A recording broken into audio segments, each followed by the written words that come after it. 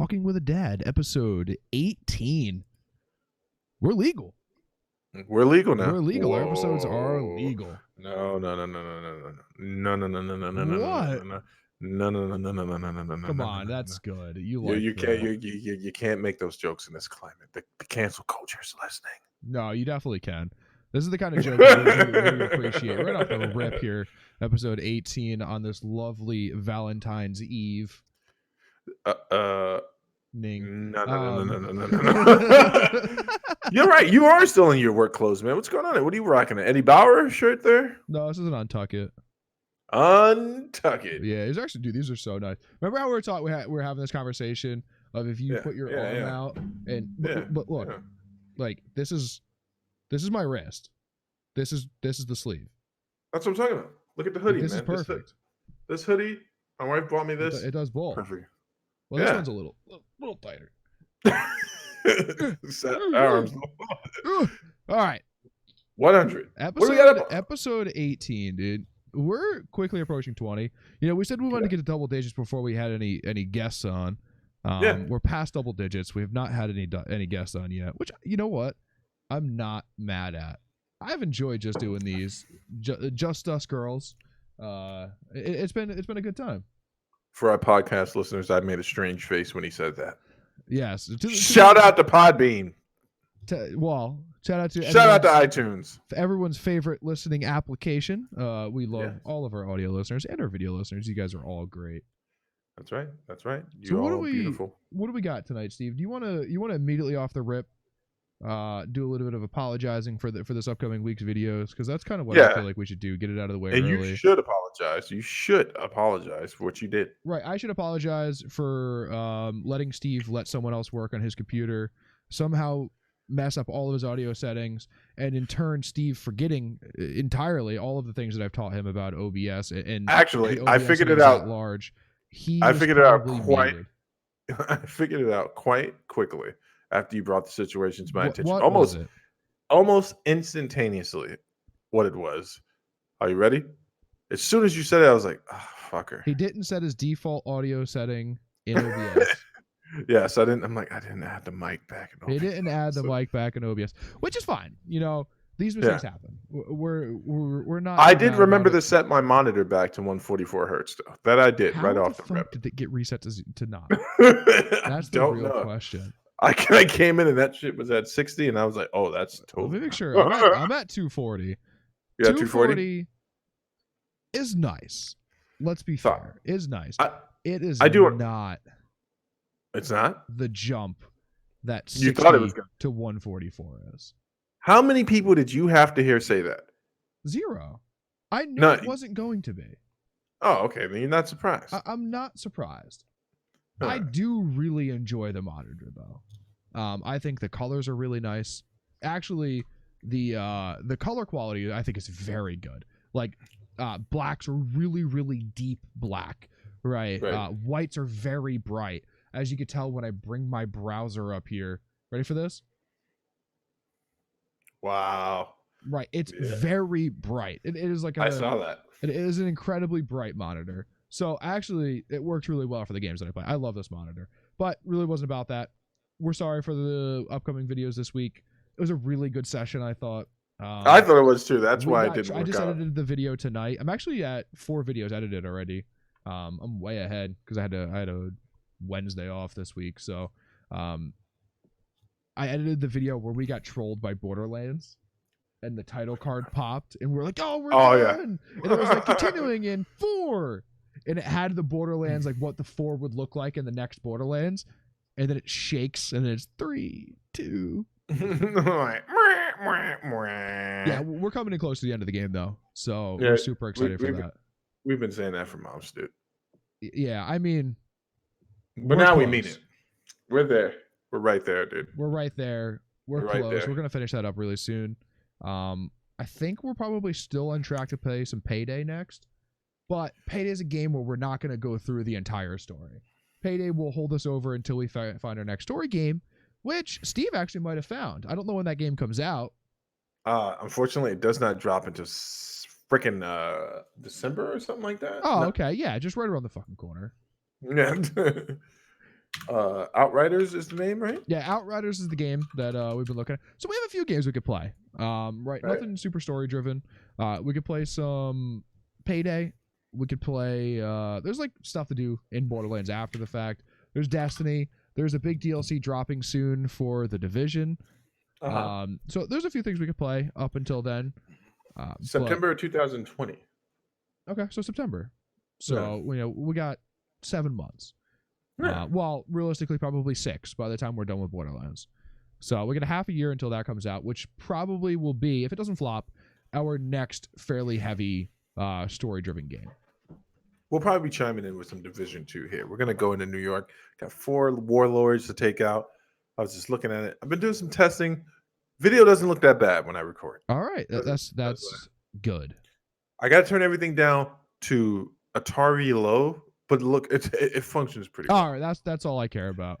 So yeah, upcoming in the future. If you guys want any more games, hit us up on IG, hit us up on Twitter, leave a comment on the YouTube video. Throw it back to our MySpace. Pin us on Pinterest to the game that you want to. Yes, Pinterest, where all the moms hang out. Pinterest is actually pretty cool. I've never been on it. It's amazing. You can find boards about spaghetti, boards about boards making spaghetti, a spaghetti board. It's awesome. Like a cutting board made out of spaghetti? Yes. That sounds cool. There's a group on there called Black Man's Haircuts. I'm a part of it. The moderator is it's quite colorful. Yeah.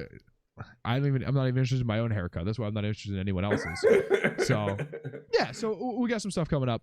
We're excited. Yeah. Let's get in the topics tonight, Stevie. We want to issue that apology first. Let's get in the topics. I have one on here that's going to kill me not to talk about, and I actually don't know if you want to do this or not. What's that? The Talking with a Dad challenge. Now, what is that? I feel like, as people, right, me and you, and the viewers at large, we should undertake a challenge for the month of March. Okay. Right? What challenge is that? We should read more. We should read 1,000 pages in the month of March. 1,000 pages? That's why it's a challenge. It's not easy. Okay, what 1,000 pages are you going to read? What literary masterpiece are you going to undertake to get these 1,000 pages? I don't know. It doesn't have to be anything. It doesn't have to be fucking the Silmarillion. Right? You're going to read the Iliad or Dante's Inferno. No, I mean, there's a book over here somewhere. There's no books in your house. Stop. 100%, dude. I like to read, actually. I have a book over here somewhere. I think it's probably under this computer that I have to fix. It's The Subtle Art of Not Giving a Fuck. Yeah. That's a good book. I've never read it, but I own it, so I would read that. I really want to read. There's a book about how the C4 Corvette was made, and it's called All Corvettes Are Red. It's about how the engineers on their own time engineered the next Corvette because they had been building the C3 Corvette for like 30 years or something. So I really want to read that, and I would make up the 1,000 pages. I would do it 100%. Yeah, it's really only 500 2 times. Right, and 250 4 times. Start breaking it down. The math makes sense to me. 125 8 times. I'm trying to think, what book could I read? So I have some pretty intense theological books that I could read, but they're not what you would call a sit down and, hey, I'm just going to knock 1,000 pages out. This is like master's level college stuff. So I'll probably wind up reading something like read the Lord of the Rings. No, I'm not reading that book. I would read something fun, right? Because you know what, you're going to want to do it, right? Yeah. If we issue a challenge, obviously both of us are going to do it. But I can feel our viewership just dropping. People are like, whoa. Read? You know what? We're dabbling into the world of challenges. I just thought this was a good idea. I thought about it. I think it's a great idea. An hour. I think it's a great idea. I like most ideas came up spontaneously. I will accept your challenge, sir. Okay. Month of March. So I'm going to bang out 1,000 pages, or do we want to make it a little bit easier? Let's not. You know what? America wasn't built easily. It was built on the back of slaves and Chinese people and taken away from Native Americans. None of that seemed easy. So 1,000 pages should be pretty easy. All right, I'm in. Month of March, reading 1,000 pages. Quick question. Yeah. What happens if you don't finish your 1,000 pages? That's where it becomes interesting. There has to be some sort of punishment. There's got to be consequences for these actions. There has to be consequences for the actions. Now, what would that be, Steve? What would our punishment be? That's the thing that the viewers could come up with. Viewers leave it down I'll just say it right off the bat. If I don't do it, and you know I'm a man of my word, I can't keep a lie like that to myself. Yeah, I wouldn't be able to. I wouldn't want to. This isn't. I'll play Portal. I will straight up play Portal. That's not a punishment, though. Portal's a really good game. It's not a punishment. It's like I was watching videos the other day. It looks like a punishment to me. It's not though. It's actually a lot of fun. I've played through the games enough times that I would probably remember most of the puzzles, and it wouldn't be that hard. We could literally play through all of Portal in probably like 6 hours. Okay, so that Portal's not going to be it. What can I do? Borderlands 2 would be a punishment. Oh. Yeah, that would be a punishment, especially considering. And I think that's too harsh. Especially considering my complex feelings on Borderlands 3. What should the punishment be? That's something. You know what? I think it's better that we declare the punishment at the time of failure. No, it has to be beforehand, because you know what? If it's playing Portal, then you could easily just come in at 500 pages and go, whatever, we just have to play Portal, right? So we have to know beforehand. We have to know, and you know what? There's probably 2 more podcasts, 2 more podcasts before March starts, the 21st and the 28th. Yeah. Before March, we have to come up with a punishment. So we will definitely come up with one. I'm thinking maybe some sort. Well, I was gonna say running, but I would literally rather run than play Borderlands. I'm not running, dude. I would have a freaking heart attack. I got kids to feed. I got a family to take care of. They don't need me keeling over dead over some challenge. That's a good point. That's a good point. You know, it could be something. Oh, I know what my punishment would be. I would watch The Irishman. That's not a punishment either. It's an incredible movie. It was so good. How is that a punishment, dude? The punishment for me should be watching Avengers. No, that's a reward that you don't deserve. Hold on, but just watching Endgame. No, that's Endgame's a masterpiece. I would be lost through the entire thing, though. You know, it's the first movie to ever be it's the first highest grossing movie ever in that category, like movies that have hit that point that never won an award. Because it sucked. Dude, you just like movies about old men driving around in cars because it reminds you of what your future's going to look like. I wish you had. First of all, that would be really happy for me. I love cars. That's also another topic for this week. Wait. Hold on for a second. Let's just finish this off. What do you want your friggin' punishment to be? I'm not sure. I really don't. Playing Call of Duty, that would be a fucking chore and a punishment. Right. I want it to be a fun punishment, though. Right. All right. I want it to be fun enough. It would almost have to be like me, like writing an official written statement about how you're a better gamer than I am. No. That would be a fucking punishment. Here's what I'll do. I'll listen to Brendan Schaub's podcast. That's again not much of a punishment.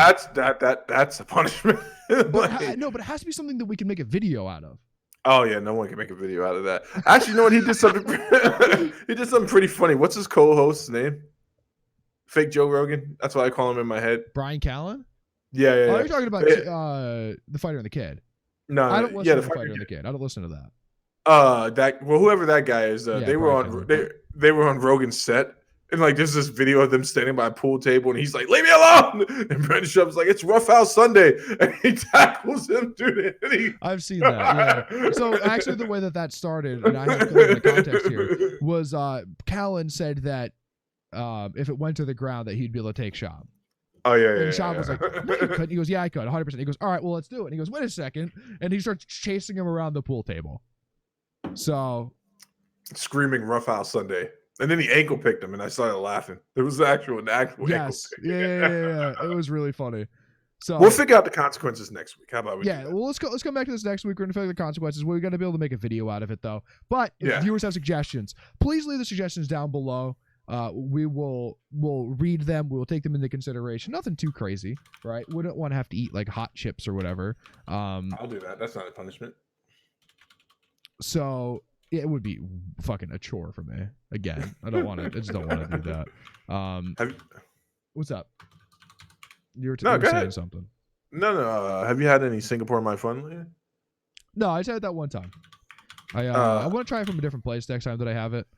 But I got a better place for you, because don't try it from the place in town. I got it from that place, across the street from the bar over there. That was a bad move. That was the spiciest Singapore. Like when I said it, though. That's the one it was good. The guy laughed a little bit. He's like, you're like, son of a bitch. All right, real quick, man. So I guess we got to talk about this. Jon Jones and the world looking for him to lose. So give me your thoughts. What's going on there? The world wants him to lose, right? You're a Jon Jones fan. I guess I'm a closeted Jon Jones fan, right? How bad was it when you were at my house? How intense was I? Oh, I was intense too, though. I was just making sure I wasn't like weird, because I was you were weird, but that's fine, right? That's okay. But get a little strange. Yeah, it was definitely strange is a good word for it. Strange, out there, alien, fucking weird. All of those would be a good word for it. But why does the world want Jon Jones to lose so bad? That's really the question here. Did he lose that fight against I don't remember, Dominic Reyes? I watched it again. I've watched it twice. Yes. Have you watched it again? No. You've not watched it again. Do you not rewatch Jon Jones fights? No, I do all the time, but I have the type of memory in regards to fighting that I can tell you exactly what happened during the fight. Okay, that's fair. He won that fight 3-2. Who's that? Jon Jones. 100%. But here's where the controversy is. It's obviously the judging. The third round, I actually was trying to explain to someone today this. I'm like, you can't win a fight even if you have a burst in the first minute and the latter half of the round, if you spent most of the fight on your back heel. Yes. You just can't. You just can't. Yep. And by that time, if you remember correctly, Reyes was already fading after his last burst in round 2. Correct. And by the time 3 started, he came out with his burst and then he slowed down, and Jon was just touching him and moving him and touching him and moving him and touching him. And then, like, judges see that stuff. What stole the victory from Jon is that 49-46. That judge. Yeah, I'm still baffled by that. But I was convinced while watching the fight live that he was down 3-0. Yeah. But for sure, he should have fought like he was down 3-0. And I still think 100%. He did not fight in that fourth round like he was down 3-0. No, he did not. Here's what I'm saying about it, right? So there's no secret about this stuff, right? So you look at the first Canelo versus Triple G fight. At the time, Correct. that was that was the biggest robbery we had seen in a while, right? And the only sense was that someone actually gave Canelo rounds. Yeah. That, you know what I'm saying? Like, they gave, and it wasn't just like one round. They gave him one judge gave him like a 10-7 round. Like, just said he wiped the floor. But so it's not the most crazy thing to see controversial decisions. What's crazy about it is when you add in commentators, when you add in the close-knit community of MMA, when you add in the fact that you got guys who compete still being commentators, you got a lot of feelings running around, right? The only way to clear this whole thing up is to run it back. So let me predict it for you. Let me just Sunday quarterback this thing for you here. There was another guy that potentially won a fight against Jon Jones, and his name was Alexander Gustafsson. The second fight went really, really, really. And I feel like Jon should run it back out of respect for Reyes. Give this kid his chance to, like, prove it. You know what I'm saying? Give him his chance. As a fan, I would like to see that, because I don't want to see Reyes match up with someone like Corey Anderson and then lose, right? Because that's what's going to happen. Yeah. Some weird, freaky thing is going to happen. Jan and then Blachowicz. Exactly. He's going to hit him and drop him. He's going to fight. Johnny Walker's going to get 3 more fights under his belt and knock him out or something. Something weird's going to happen and discredit the entire thing. And it almost makes Jon have this argument that, again, he's only beat the who's who in early of his career, and since then he's only beat 185ers. Yeah. And so run it back now. Get it out of the way. He says that Jon, being he, says that Mayweather is his biggest hero in regards to combat fighting. Mayweather had a situation like this with a guy named Maidana. They waited about a year or so, and they ran it back. Run it back. Run it back, dude. But I agree with you. I had the fight going 3 rounds for Jones. 49-46 is outrageous, but John won that fight. Yeah, and he definitely did not win that second round. No, he did not win the first or the second round. Correct. And in fact, I was very worried at one point that the judges were going to score 10-8 for Reyes the first round off that knockdown. Yeah, and it wasn't a knockdown. It was a slip. It was a push. Yeah, definitely was not a knockdown. But I'm going to answer your question. I'm going to attempt to stay on point today and stay on focus. The reason people want Jon Jones to lose is because he's created the narrative that people should want him to lose. Like, he strayed away from the script around the time. Actually, it all started with the Dan Henderson fight and him calling out of that fight. And then it has been downward since then. And he's made some comebacks. Like, whenever he fight, Jon is never more popular than when he's fighting Daniel Cormier. Correct. Like, for some reason, people look at the two of them and they're like, well, F that fat little guy right there. Like, people hate Daniel Cormier when he's fighting Jon Jones. For some reason. But people want Jon to lose because, one, he's made it easy for them to feel that way. Two, it becomes that way with a champion that's been champion for a while. And in the psyche of people, I don't think they've ever really accepted that there was another light heavyweight champion, right? You had another light heavyweight champion who defended a couple of times, but he didn't win the belt from Jon. So there was that whole thing, and that's why they wanted to win it back.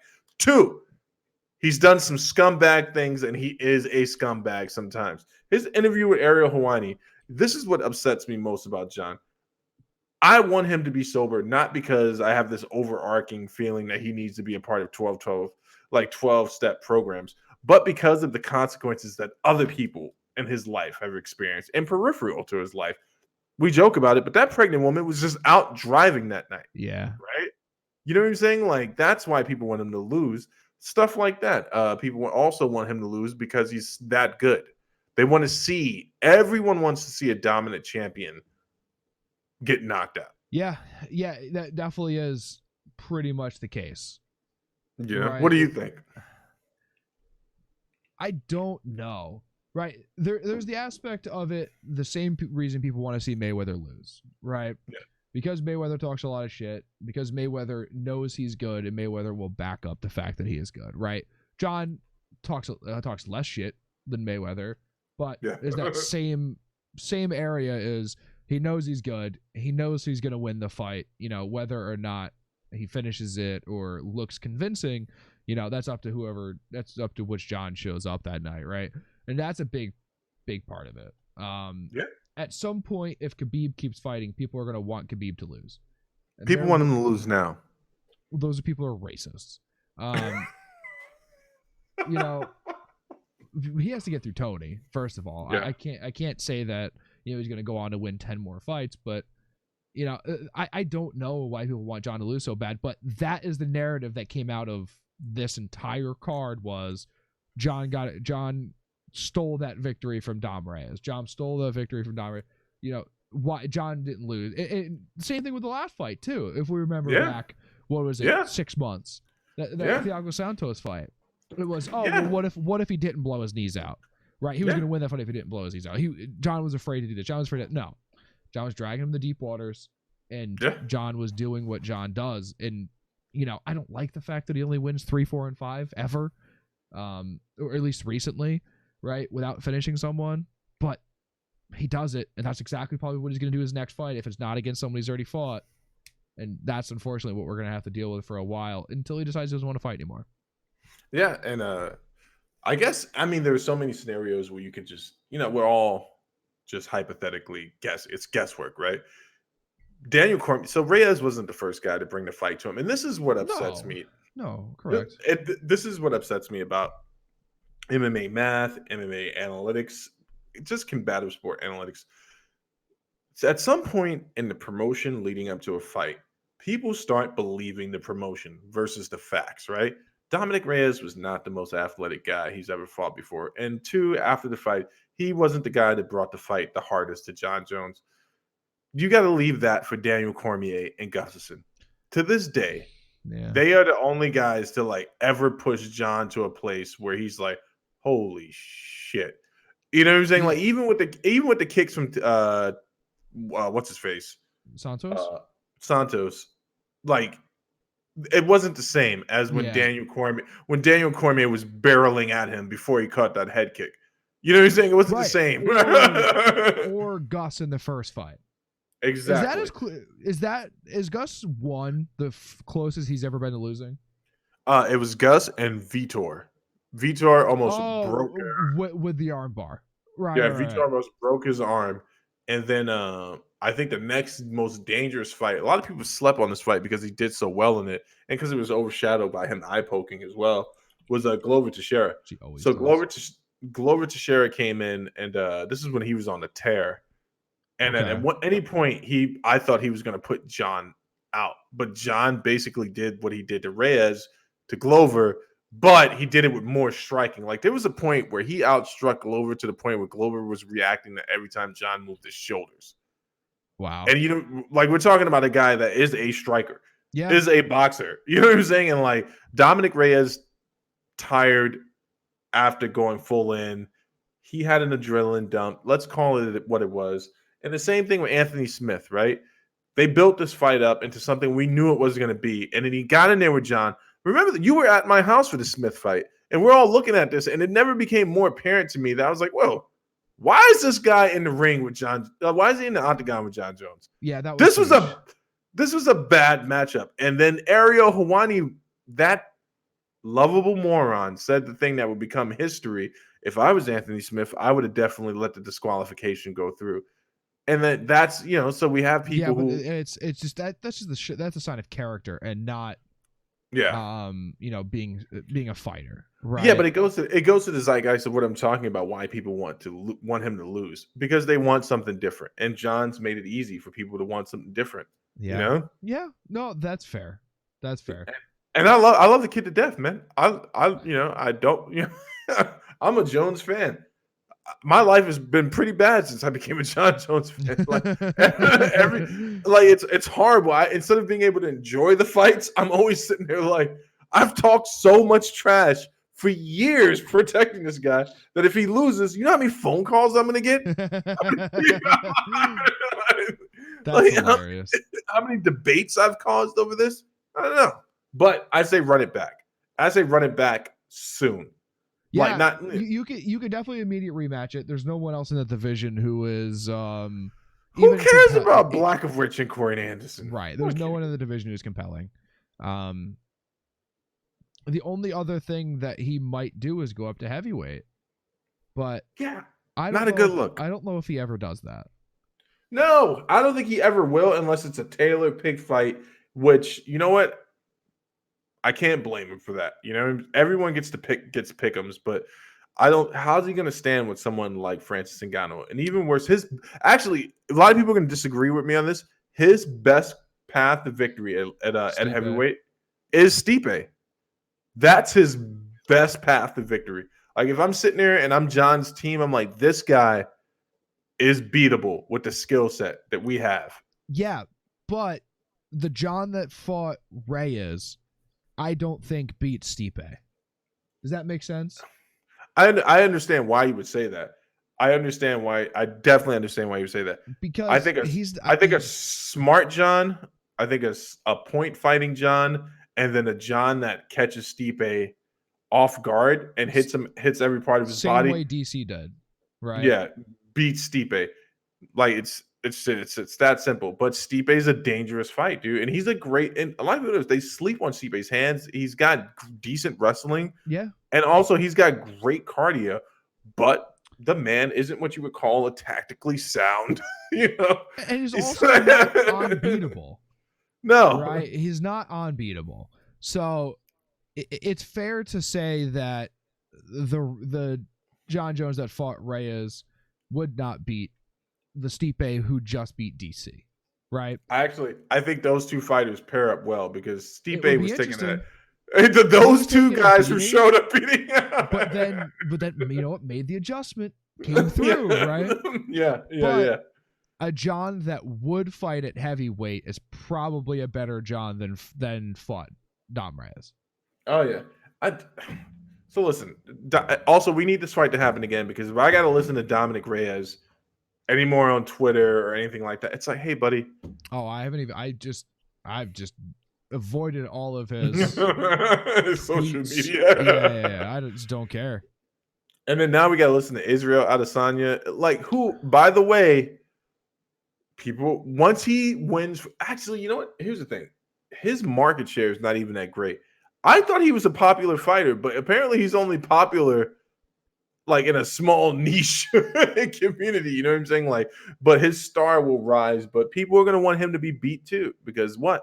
He's a boisterous, loud champion, right? Yeah. People hate Yoel Romero, and there are people championing for Yoel to win this fight. I don't even know if I want to pick on who's going to win that fight, because there's two ways that it goes. Go for it. Adesanya pieces him up, beats him up from the outside, the way that he does with everyone, right?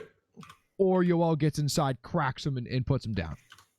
He comes in with that death march, that sprint from hell. yeah, and that's exactly what he would do, right? Yep. 100% what he would do. But, you know, is that what we're going to see? You know, we're not sure. I think Israel is his striking is really good. He's really good at keeping distance, really good at being where he wants to be in your distance. So I think it's going to be hard for you all to get inside, just the same way that it was hard for Whitaker to get inside. Absolutely. And it's not that he's just a counter striker. He has some sting and power to those punches. Yeah. And they start to accumulate after a while. He fucking starched Robert Whitaker twice in the same fight. Yeah. And how much more does that make you respect Kelvin Gastelum? That little no-neck mother. It's crazy, dude. And he brought it to Israel. Absolutely. That was John Jones versus Daniel Cormier, but in the middleweight division. That's literally what it was. Yeah, man. Was that fight a decade? That was a great fight. I'll give it yes. Of that decade, yes, yes, 100%. That's 2010, the beginning of 2010 to the end of 2019. Yes, I'll give it to it. All right, I like it. I'll you know what? I'm just looking at this card again, man, and now this is a card I'm willing to throw some money down on. Hey, by the way, they charged me $79 on the back end for that Reyes fight, and no one can answer me why. Interesting. I would definitely not have even paid $60 for it. Unfortunately, you have to pay $5 a month and then another $65 to buy the cards now. That's why we're coming to your house to watch this fight. Good luck. UFC 248. You better get that couch ready. We're bringing the kids and the dog. I'll take the dog. I tried to walk out with your dog last time. Israel Adesanya, Yoel Romero, Weili Zhang. That's coming up in March? Beginning of March, right? Yeah. March 7th. March 7th. Okay, so let's save that for the podcast beforehand. Let's talk about it. Let's get away from fighting. I'm not sure where our demographic lies, if we have fighters in our demographic at all, or fight fans. But you know what I'm not talking about fictional animals, man. We do have nerds. What is one fictional animal you would want as a pet, Steve? Quick, go. I think Ligra. A what? That thing Napoleon Dynamite talked about. A mixture between. Yeah. That's real. That's a real thing? Yes. Oh, that's hell real. No. There's like 13 of them in the world or some shit. I'd probably have a fighting orc. That's not Does that count as animal? What does it count as animal? Okay, so let me give you my example. I want like fucking Hedwig from Harry Potter. What the freak is that? You've never seen Harry Potter? No, I'm an adult, man. I try to stay away from child things. Harry Potter has, like, one of the things that you do when you go to the school is you get an animal that's like your companion. Oh, the owl? You get the owl? The owl. I want the owl, dude. Oh. No, I don't want that. That's what I want. It's creepy. Let's see. What do I want? Fictional animal, right? Fictional animal. Can I get? Well, you can get a griffin. No, I don't want a griffin. Those things. A centaur. Centaur is a half man. I don't need that guy staring at me. I am not a pet. I am not a pet. Why am I chained down here in the basement? Shut up, centaur. I'd probably get I'd probably do a Pegasus. A Pegasus is a sweet answer. Yeah, that's a good answer. All right, that was a quick one. But here's the thing: the science behind the Pegasus just doesn't make any sense, right? His body weight mass, the amount of food he has to eat to be able to fly. The science behind an incredibly intelligent owl doesn't make much fucking sense either, Steve. This is supposed to be a fun topic after we got through some of the more you know, Bernie Sanders doesn't have a sense of humor that I'm aware of. Me neither, actually. I don't think I've ever seen that man laugh. That's hilarious. But that gif of him running that was my comment not a perfect answer to that. So Steve sends me a gif. It's Bernie. He gets up the escalator and he just takes off. Just he's fucking Bernie's running down the hallway, bro. And he says that to me, and I'm like, yeah, it's because Bernie's a zoomer, not a boomer. Look at Bernie running GIF, and you'll get that. Bernie running GIF is an incredible thing that you'll never get back.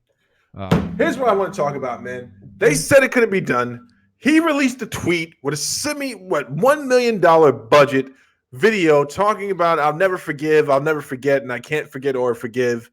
That guy talked hella Skrilla for months. Hold on. Skrilla means trash talk to you? Yeah, we're different. Skrilla's money. No, that's Skrilla. No, that's Skrilla. Yeah, listen, this guy talked so much trash. Yeah. So much trash leading up to it. Tried to bring an element of something to the COD League. And I'm no pro in this stuff. Man, I just jumped into this drama. But when I jump in it, a narrative. Yeah, you could try to create a narrative. And you know what? I do a lot of research on things I get involved in. And I was trying to see if this narrative had existed prior, and it just hasn't. You've had people throw punches before. You've had people You've had people call out each other for taking prescription drugs prior to their matches.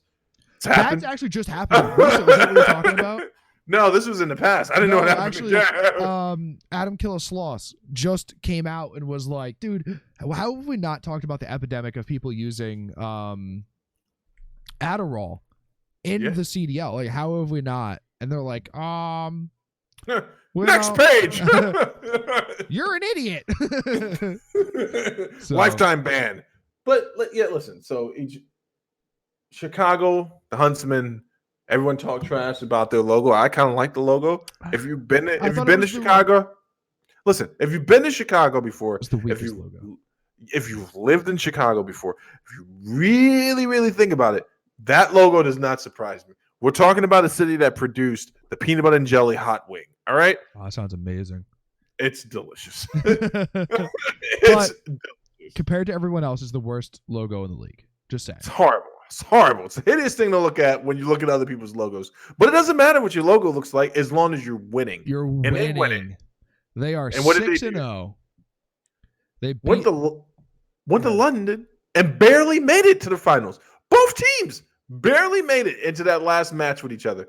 And then they went in and they dominated. What are you talking about barely made it?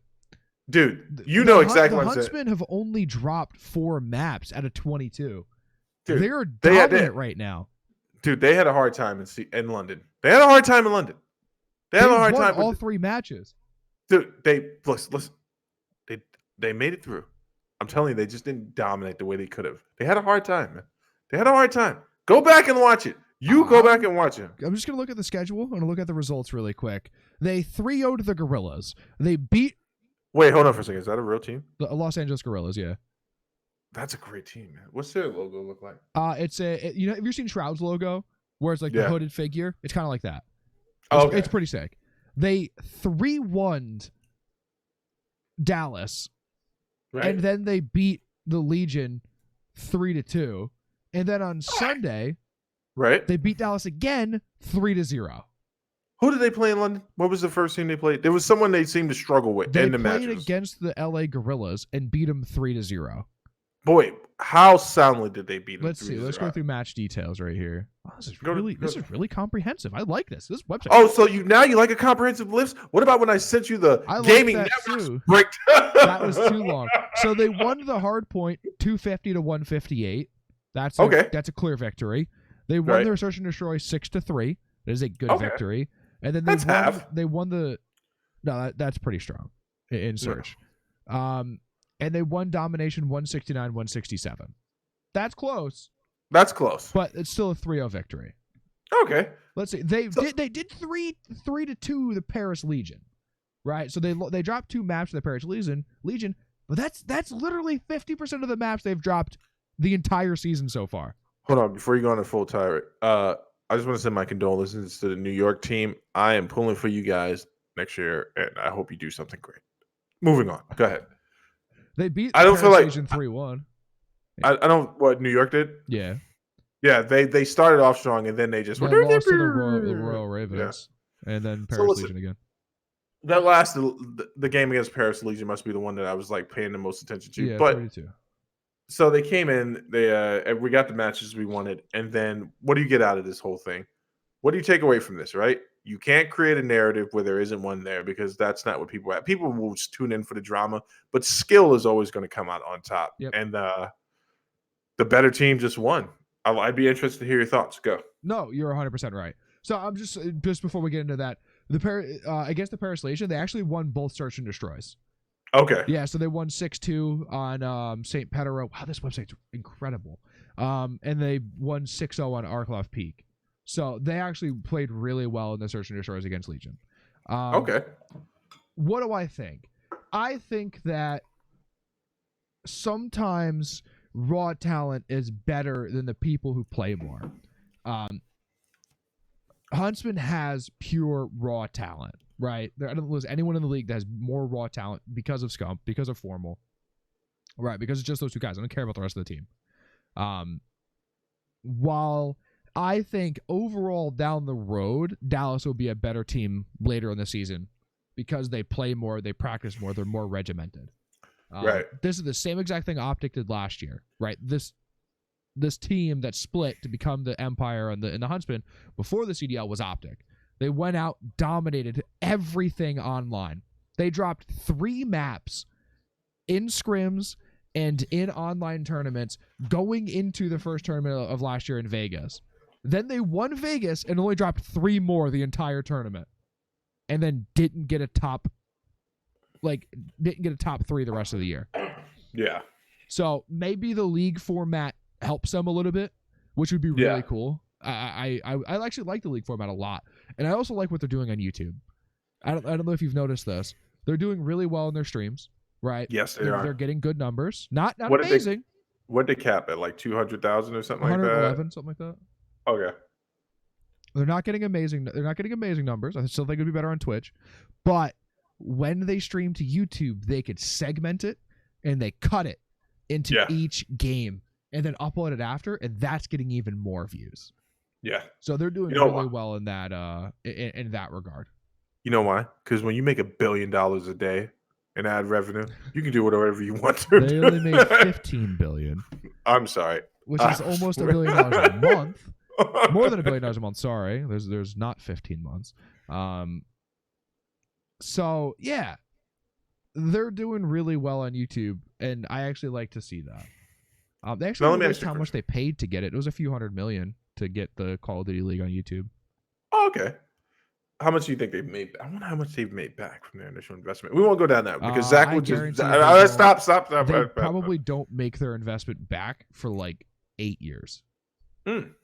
Yeah, I think it's a really poor investment. Just like the same with the teams. I don't think the teams are making any money, and I don't think they will. And it has to be the way that this works is you have to grow this beyond the endemic sponsorships that are within gaming, right?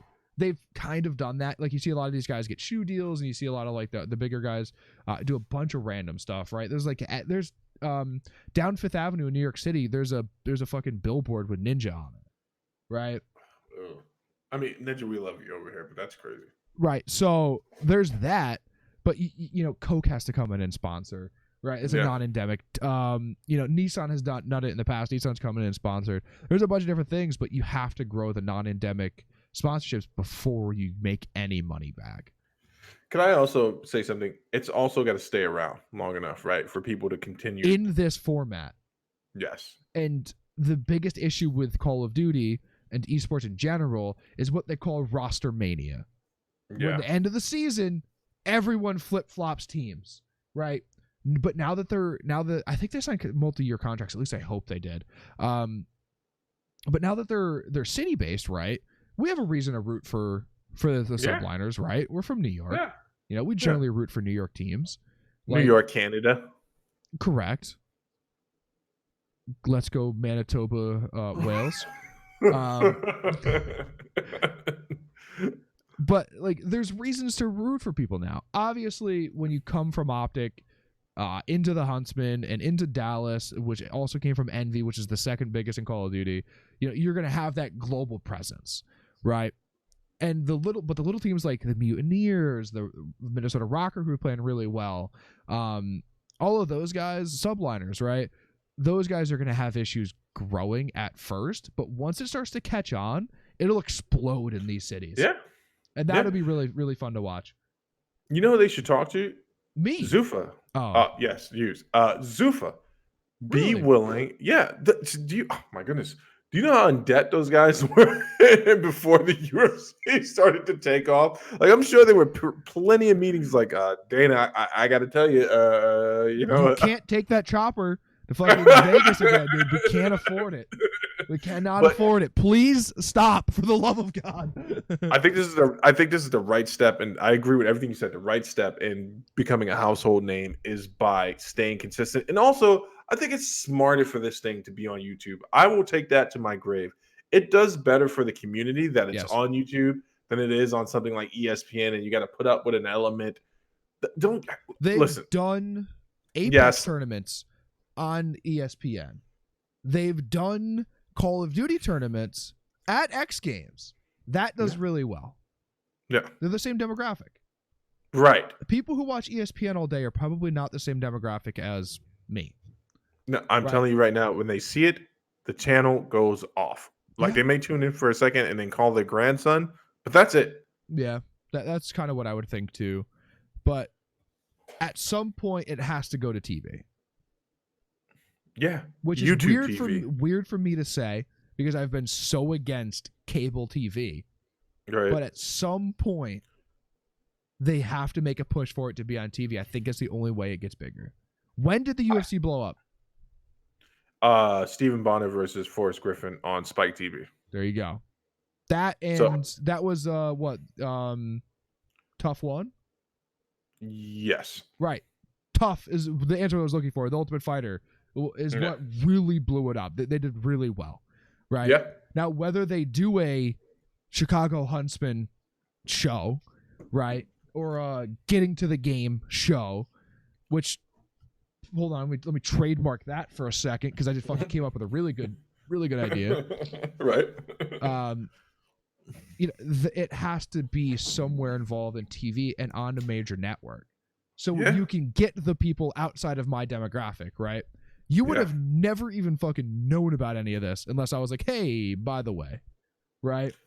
Good point. Through our conversation is where you learned about most of esports and stuff and got interested in it, right? Maybe not even become necessarily a fan, but interested in it, right? Are we still considering Street Fighter an esport? It's never been an esport. Damn it. All right, let's keep moving along. So, wrapping this up, realistically, Chicago's doing really well. I want to see them keep this momentum through the rest of the season. They're going to lose, right? Everyone has to know that. And when they lose a match, once or lose, period. No. They're going to have to lose a match. Okay. Or 2 or 5. I forget how long the season is, how many games they're playing, maybe 20, right? How many matches they're playing is 20, a set of 5 games, best of 5. They're going to have to lose some. I don't think they can keep this momentum throughout the entire thing. And if they do, I would say that next year the Call of Duty League flops. Based on one team dominating? Oh, because then it's the repeat business. Gotcha. Right. It becomes non-competitive. So what the LCS used to do, which is the League of Legends Championship Series, which is the biggest of all the esports, from my eyes at least, right? You know what they used to do? They used to have a relegation. So if you were in the bottom 3, you had to play in like a mini tournament against the top 3 amateur teams. And if you got beat, you were out. You had to go back on the amateur scene, and that team took your spot. They did the WF thing, like, you lose, get out of here. But you had to be in the bottom 3 at the end of the league. Oh, man. Right? They had us. They're the first person who did the season, right? League of Legends is the first, at least in my eyes. Again, Counter-Strike might have done it first, but League of Legends is the first one that blew it up and did a full season, right? They don't do this anymore because you have to pay to be in the LCS and the LEC. Right. But yeah, you had to pay to be in it, or you had to win games to be in it. You could just get relegated. And like, how many times Dignitas was up for relegation and they were to beat the amateur team? Like, 4 or 5 splits in a row, because they split theirs in half. They do a summer split and a spring split, or winter, whatever the fuck it is. If you at the end of the split you got relegated, well, that sucks. You're not even eligible for Worlds anymore. But you know what? It's cold to say that, but no one feels bad for a team that doesn't make the playoffs, right? You don't feel bad. You wish they did, but you're like, okay, the Raptors suck this year, so obviously they didn't make the playoffs. Did you say the Raptors? Yes, I'm using this hypothetical. NBA championship last year. I'm using this. That was the worst team. You could have said the Grizzlies. You could have said the Pelicans. I could have said the Bulls, which is my team. You could have said the Super. But I'm not going to say my team. I'm not going to say my team. I can say the Knicks. How about that? The Knicks. There you go. The Knicks are trash. Man, talk about coming to the ball and never just. Never mind. I don't want to disagree. I don't know basketball, so this is interference, unfortunately. But here's the thing, right? So it's got to get to the point, in my estimation, with the COD League specifically, where, one, I think it stays on YouTube, right? But I think YouTube branches off into their next billion-dollar failure or endeavor, which will either hit or miss, YouTube TV. But I'm not talking about the YouTube TV where the actual YouTube channel. An actual cable channel.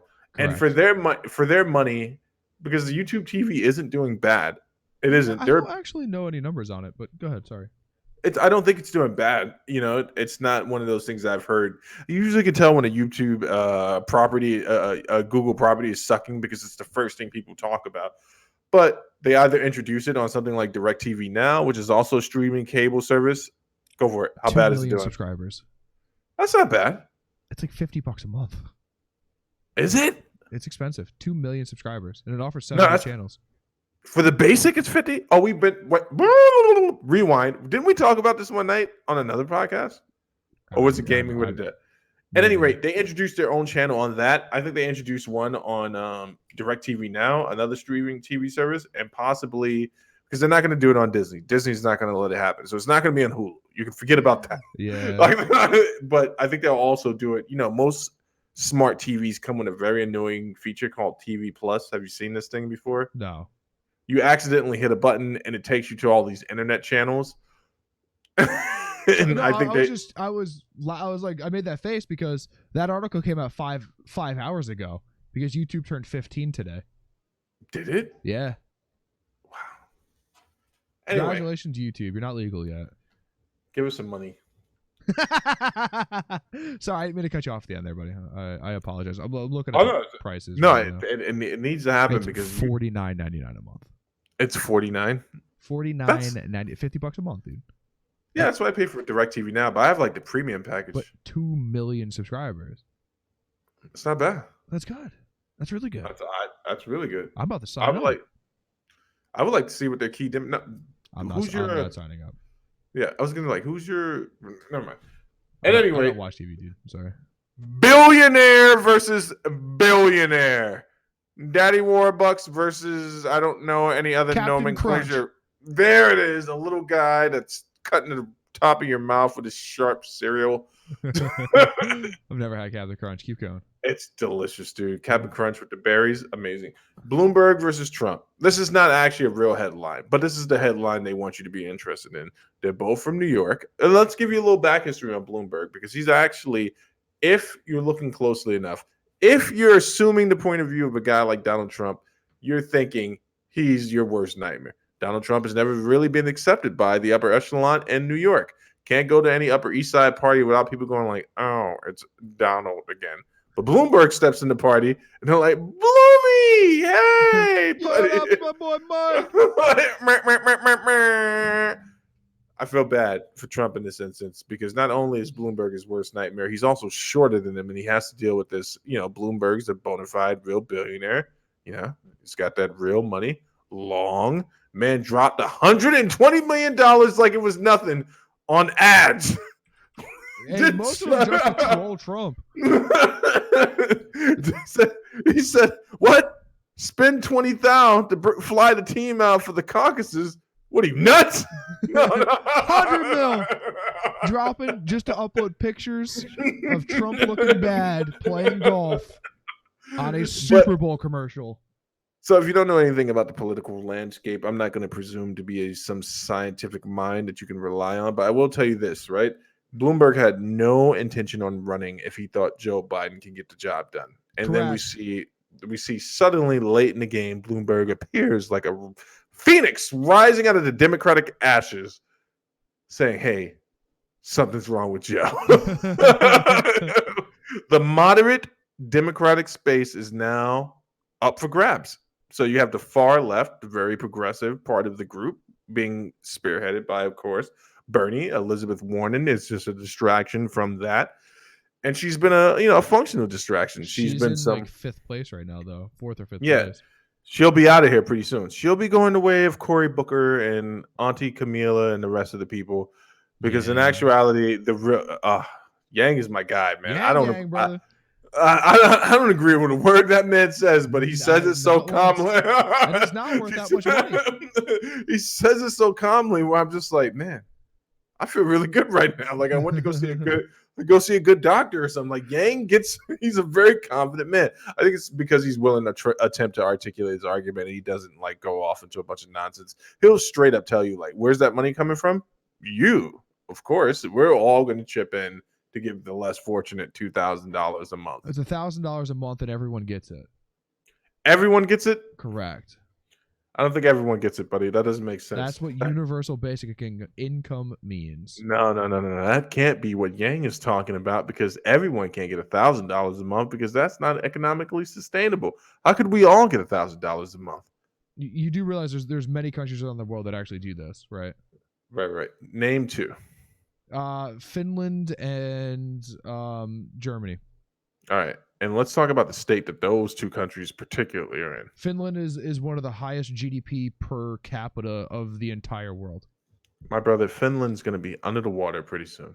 They're going down. So is California, but we don't talk about that. California, prime example of where the zombie apocalypse is going to kick off. But let's get back to Bloomberg. No, we all know that's China. Listen, if anyone is primed, it's China. Oh, I got to choose my next words carefully. But since it was in World War Z, the zombie apocalypse was speculated to start in either China or India in that book series. So you could just take that as fact. Bloomberg came in and he's stealing votes. He's stealing popularity from Biden. And it's kind of undercutting him. So now we're in a situation where Moore is going to Bernie. The question is, who's going to be the last man standing at the end of this whole thing? Who do you think stands the best chance debating with Trump publicly? That's a really good question because I'm not sure any Democrat out there does currently. Because you have to have a level of like extremely thick skin to not let him just instantly get through to you and get you flustered. You have to be able to stay on topic. Bernie might be able to do it. I've honestly never listened to Buttigieg talk, so I wouldn't even know if he could do it. Probably not. I don't know if anyone could. Biden couldn't. Biden would get flustered and do that word salad thing and just end up saying some stupid shit about his leg hair again. Biden would get frustrated and punch someone. He's 2 seconds away from punching a reporter. I'm telling you. It's like one of those young girls he makes stand next to him. Just turns, what? Yeah, there's Bloomberg probably not. He'd just pick on about his height the entire time and everyone would laugh. I think Bloomberg stands a better chance because if you could go back and listen to some of his sound bites and his 3 bids for mayor of New York, and there's nothing that man's not willing to say. Yeah, like that's fair, right? I guess the only way to beat the New Yorker is throw an actual New Yorker at him, right? Who's from Massachusetts. So here's the thing, right, Zach? You're an intelligent man. You got a firm grasp on reality. You take your medication. You seem to be doing good.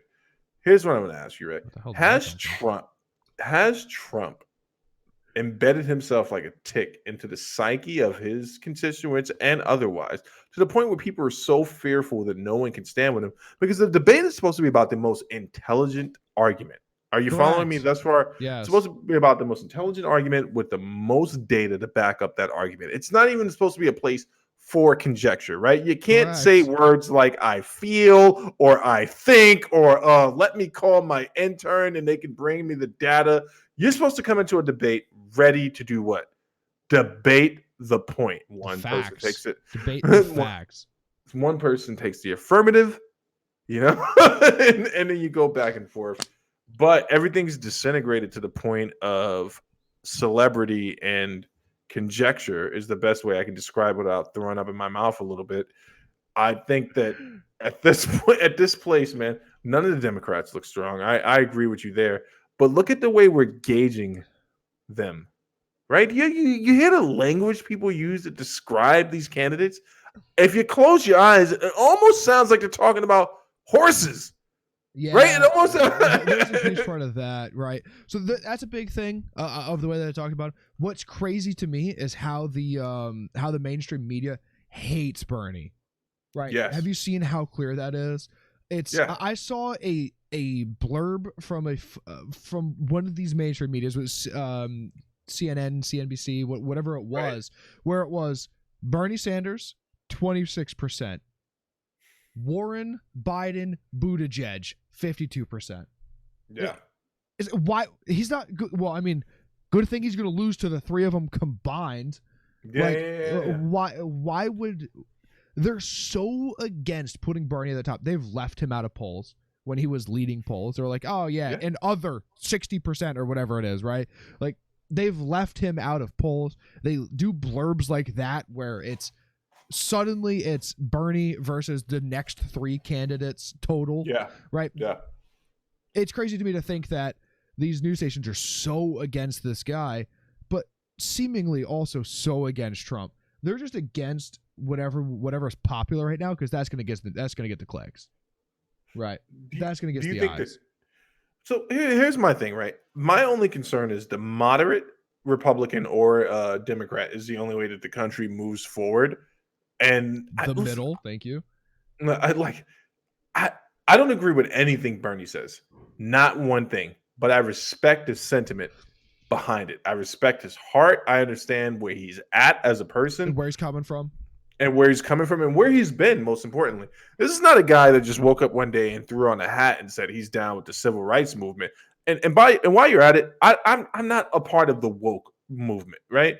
That's we're not even going to go there. But if you call yourself woke, that implies that you are just awakening to a situation that has been present for some time. So you can sit down for a second and allow me to educate you on something. Bernie is an actual civil rights member, right? This is a guy that marched, fought for rights. You got to put this guy in a different era. You got to put him in a different punching class than the rest of these people.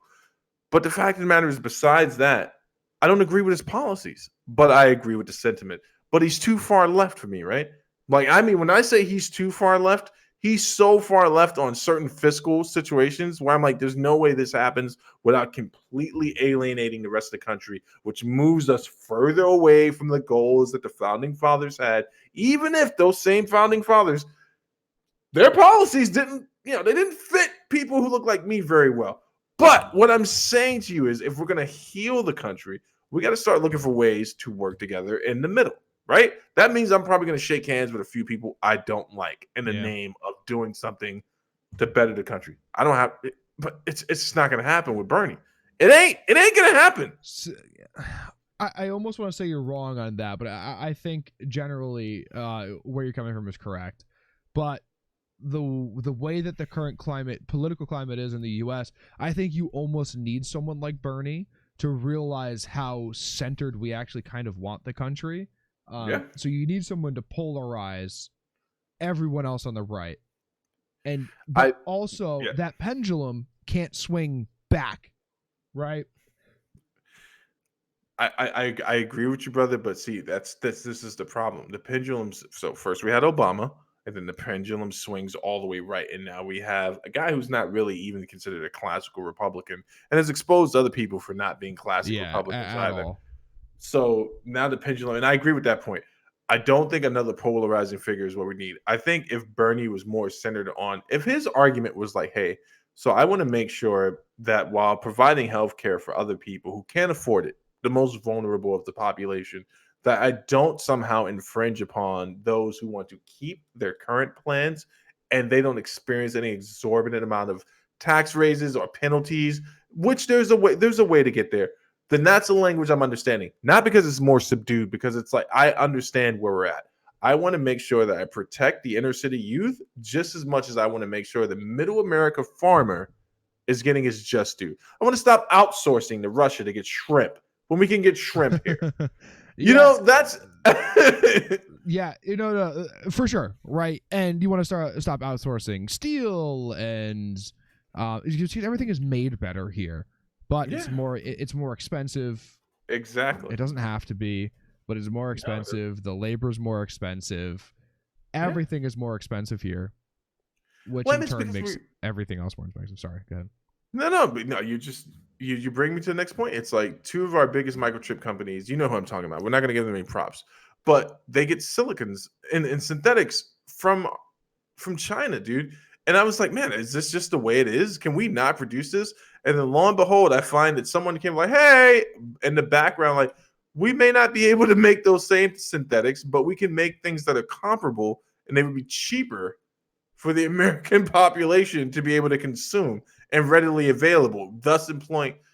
Anyway, Zach, I'm gonna get off this one, man, because I just noticed that like I'm starting to filibust a little bit here, and yeah, we're going into fucking Intel versus AMD, which I wasn't gonna say their names, but there's only two processing companies, and you're filibustering about silica, which you know what? Color me interested.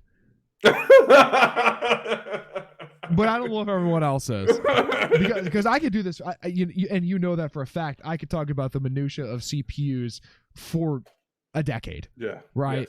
Yes, and get way too in depth. But our general public at large, they don't care about that. And the greater podcast listeners at large, we love you guys. They don't want to hear any of this. Hey, you know what? If you do, if I can open up that can of worms on the next episode, but. Steve, what's up with your computer desk, dude? What do you want suggestions? What is this? What is this topic that you added in here approximately 37 minutes ago? Does it give you a timestamp? No, I just remember you typing it. Oh, okay. I was like, looking for a computer desk, man. Need a computer desk. So you see what I'm currently stationed on. I actually found out this is not for computing. This is for cooking of some sort, and it's supposed to be in a kitchen. So I want to find working off on an island. Yeah, literally. So, and what you need? Something with a little bit of depth, something with a little bit of height, and something that you're gonna like to use while you're playing. That's the most important part. Perfect commercial, man. Hey, listen. If you want to hire me, I'll freelance. I don't mind, but I'm going to be expensive.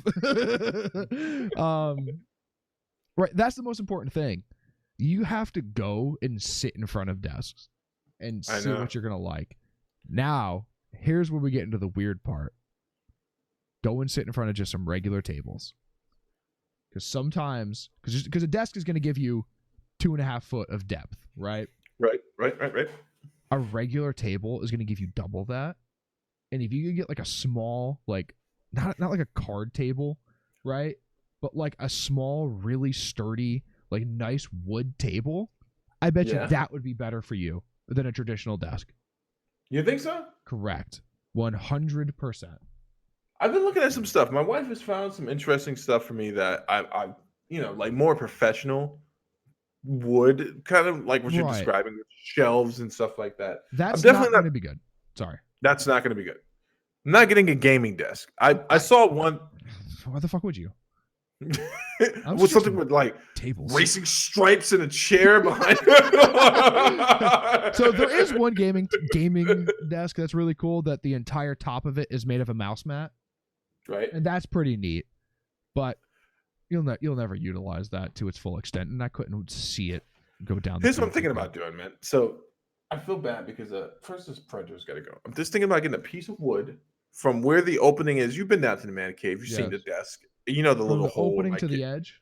Yeah, the opening hole there where my kids don't stick their head out of the room that my loving wife built for them. Those little end grates to where the edge is. want something. And you want to like recess it into the wall and just build it into the wall? Was thinking about doing something like that. That's a good idea. That is the perfect idea. That is exactly what you want. Because does recess mean that it's complete? I don't know what I just agreed to. Does that mean it's in the wall or it's attached into the wall? No, can't do that. Too late. We've gone too far for that. The wall's already built. Can't do anything like that now. No, you can. You absolutely can. You're gonna have to have to like not knock out a section, but like cut the sheetrock off of that wall, build it into the studs. You could make like it's not called a butterfly cut, but where you edge around where the studs are and place it into it.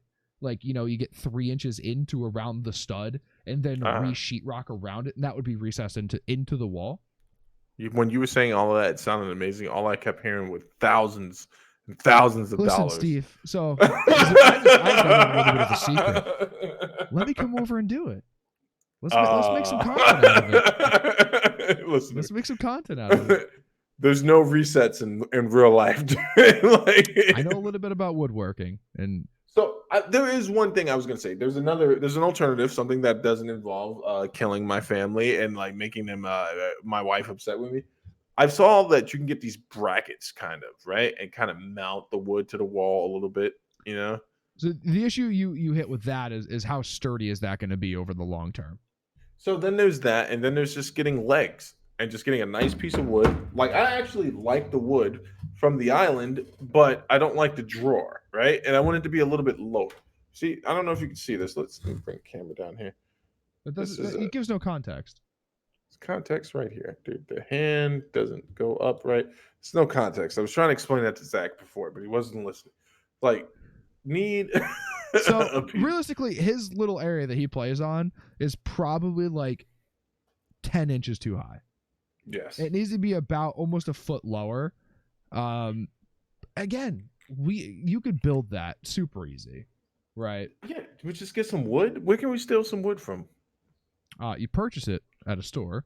No, you don't purchase wood. But the issue with that, if you're building it yourself, right, you're gonna have to buy plywood.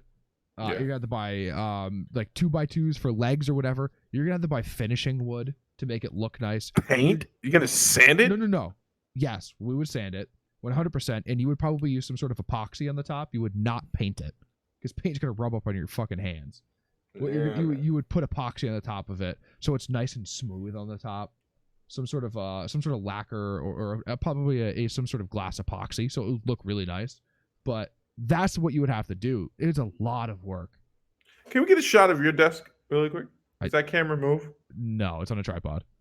Oh my goodness. Yeah, it's just a little L desk that's really not that great. I've broken this desk more times than I would be willing to admit. What do you mean broken it? The first week that I had it, I turned, hit my knee on this leg, and knocked the entire leg out. I went and got, so my entire desk is reinforced. I went and got L brackets and like L brackets, right? And just like flat brackets and reinforced my entire desk. Dude, I envision you as a dad, something like that happening 20 years from now. Something like that happens while you're like sitting in your home office and you just, okay, well, this is obviously going back to IKEA. You just assemble the thing and you're calm while you're doing it. But then when you're driving there, you get a little bit angrier every mile you have to red. Yeah. No, I mean, I would be the person to opt to fix it. There you go. Yeah, so like I did with this desk. Really, I kind of want to get rid of the L desk now. I would like something with a little bit more depth, almost double the depth, maybe, and something that I could sit straight in front of, and have my computer. I want something big. My issue is I want something really fucking big, and I don't have the room for it. I would actually almost want to move this over to where the PC started off, where the poker table is. Yeah. But the problem is then for sound, I don't have a wall behind my back, and then it's going to sound even worse than it sounds right now. Why couldn't you have a wall behind your back? Why couldn't you set it up with the monitor, like where your back's at the wall? Why couldn't you set it up like that? Why couldn't I set? I got a couch right there, and there's a lamp. There's a little nightstand there. There's no reasoning as to why you couldn't. Yeah, I guess I could shift some stuff down, like move it down a little bit. Yeah. Oh, the problem is that the friggin' poker table. See, now we're filibustering about rearranging my At some point, there will be a video about this. We should do a whole video series about this. I think that would be fun. Listen, so you and I both know nothing ever gets done when you come down to this man cave. We've got the blackout episode, which will never be aired. We've got we don't have that, by the way. We've got the fight podcast, which is always just me shaking my head trying to figure out what it was. Don't have the blackout episode, which is that what it's that's what's this stored is definitely on right here. Why won't it focus? Focus. Okay, it's definitely right here. 32 gigabytes of the worst episode ever made for the gaming when it's done. To get burned. It's like if it ever leaks out on the internet, this is what Trump's going to use to take us down. So, no, but like if we set out to do something, we could actually accomplish it 100%. All right, so let's talk about the next thing I want to accomplish, right? Because it's going to lead us into our next topic. So the other night when we were playing, when my audio crapped out, you were saying, "Hey, Steve, we should figure out." You asked me a question. You're like, "How do you feel gaming?" Right? And you were speaking specifically about how do you feel in your PC growth in PC gaming. So, and I was thinking about that at 2 a.m, just really reflecting on the question, and I was like, there's no real way to do that or really go into that without putting myself in uncomfortable situations. And I know you feel this is just me biting off Doc, but we got to play games that I'm not comfortable playing. We got to play some Apex. Like we did it one night. One night we played Rainbow Six, we played Halo, and then we played friggin' Modern Warfare. Yep. Got to do another night like that. I mean, we can. We can. You better start the update on Modern Warfare right now because there was a 7 gig update that came out recently. It's been going for 7 days. And it's going right now. You see me phasing it out every once in a while is when it picks up. But that leads me into the next thing. Apex Season 4. You don't care. I don't care. I played Apex pre-Season 1. So I'm going to bring it back to something more interesting in regards to Apex. I was, how you just type stuff in the search bar on YouTube? Like, let me see if I can find it if it exists. I was like, you do it all the time. I was like, Scump Apex. And lo and behold, there was the video of Scump playing Apex. Filthy. And it was, the best carry I've ever seen. His teammate should have sent him a check because they were dead to rights. And there was one part where Scump was like, I'm dead. Like, this is it. And he wiped the floor with these poor kids, dude. Scump is good at every game. Scump at one point was playing ESEA ranked matches for Counter-Strike and was like silver, which is like the top rank you could get, or S, whatever it is. Not silver, S, right? Scump is on a keyboard and mouse? On a keyboard and mouse. Wow. He is a very good player. Now, he is not as good as Karma. Karma is another professional COD player. They used to team together. Karma, and Doc has said this out loud, Shroud and Karma are the two players that he has ever seen that are so naturally good at video games that it's like actually fun to watch. Yeah. So I was watching Shroud play Season 4 of Apex, and it's filthy. Amazing. Nothing's changed in regards. There's no patches to the gameplay. At least none that I can see. They changed the map a little bit. They added Revenant. And they changed some of the weapon balancing, I think. Yeah, and but people are playing it, man. It's got a strong community. The only reason I brought it up is because so this is the thing that upsets me. Is there a story to the game, or are these cinematics just to rope idiots like me into it? Because I'm watching it, I'm like, the cinematics are there to grow hype. Okay. And that's what it is, right? Why do you release a trailer for a movie? You grow hype. Yeah, but there's a story to the movie, right? When you don't show up to the movie. Most games there's a story to. There is lore to Apex, right? Okay. There is a story behind every character and where they came from and where they're going and why they're here right now. Right. There is a story, right? The Revenant thing of him being this fucking awesome hitman was a cool little animation, right? Yeah, that was amazing. But that gave you his background. And now when you play him, you could feel that, right? Yeah. In League of Legends, there are lore for every single character, right? There Never are watched wars. any footage on that game. Yeah, I mean, whatever. It's just a game that I know I've played a lot of. There is fictional wars that has happened in that universe that would never even become part of the game, but it created the background and the history and the lore that made people more passionate about it. Right. They're also making an RPG apparently, or an MMORPG, and that shit would be hype. Just saying. The last time you played League before we recorded, you were in the worst mood ever. Just came on. I can't even think about the game. I have it installed on my computer, but I don't know if I remember my password, and that's probably a good thing. That game, I can't. I'm starting to rant. I'm getting angry. Starting to sweat a little bit. I think we nailed it, buddy. We nailed it. We made it through all the topics this week. I think we did. We did it. Before you start like cursing at League. Yeah. We have to get off of this really quick, or I'm going to start screaming. So, yeah, this is a good episode of Talking with a Dad. Episode 18. Remember, if you made it this far, you guys are awesome. Hit the like button. Turn the notification bell on. Leave in the comment below what our challenge consequence should be. Punishment is what I was looking for. What should that be? Let us know. And I think that's it. Right? Is that it, Stevie? Go Bloomberg.